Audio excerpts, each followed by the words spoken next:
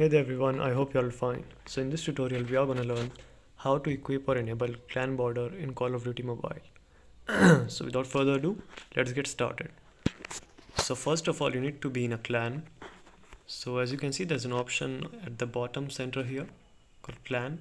You need to first join a clan. I have already joined a clan, so that's why it's showing here. You will be able to see another clans, so you can join it. Maybe here, but I have already joined. So I will show you how you can get the clan border.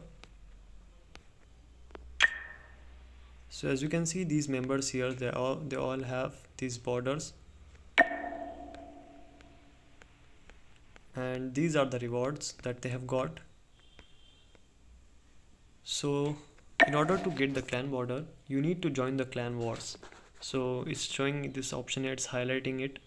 So you need to first join the clan war, and you need to, these are the nodes.